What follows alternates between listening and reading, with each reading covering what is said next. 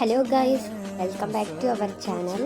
இன்றைக்கி நம்ம என்ன பார்க்க போகிறோன்னா, நம்ம ஒவ்வொருத்தருக்குமே வந்துட்டு ஒரு நியூ இயர் ஸ்டார்ட் பண்ணும்போது கண்டிப்பாக டைம் மேனேஜ்மெண்ட்டோட ப்ரொடக்டிவாக ஸ்டார்ட் பண்ணோம் அப்படிங்கிறது ரொம்ப ரொம்ப நம்ம எல்லாருமே யோசிக்கிற ஒரு விஷயம்.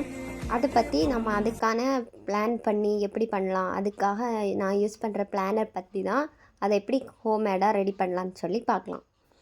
அதுக்கு நான் வந்து ஒரு கிளாஸ்மேட் நோட் எடுத்திருக்கேன். அது சைடில் வந்து ஹாப்பி நியூ இயர் போட்டிருக்கேன். முன்னாடி வந்துட்டு எனக்கு பிடிச்ச ஒரு கோட் எழுதியிருக்கேன். அதுக்கப்புறம் வந்து உள்ளாடி ஓப்பன் பண்ணி பார்த்தோன்னா சைட்லேயே அதுக்கு வந்துட்டு கோட்ஸ் கொடுத்துருக்காங்க. ஸோ நல்லா தான் இருக்குது.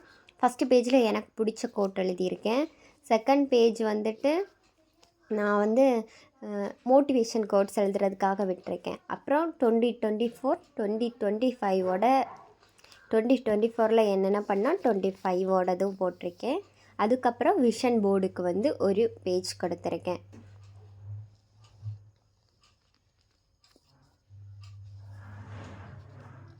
அதுக்கப்புறம் பார்த்திங்கன்னா டேட் ஆஃப் ரிமெம்பர், ஒவ்வொரு மந்த்துக்குமே ஒவ்வொரு பாக்ஸ் வந்து நான் அலர்ட் பண்ணியிருக்கேன். அந்த பாக்ஸில் வந்துட்டு அந்த மந்த்துக்கு என்ன ரிமெம்பரோ அது.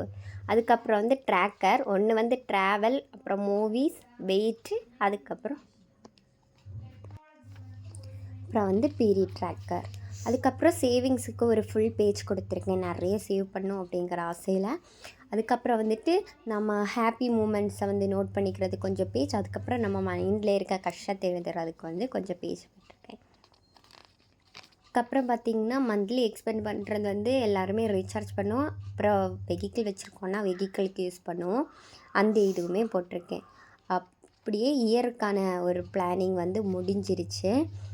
இதில் நீங்கள் ஸ்கூல் போகிறீங்கன்னா அதுக்கு கூட ஆட் பண்ணிக்கலாம் ஸ்டடியோடது. அதுக்கப்புறம் ஒரு கோட்ஸ் எழுதியிருக்கேன் ஜனவரிக்கு.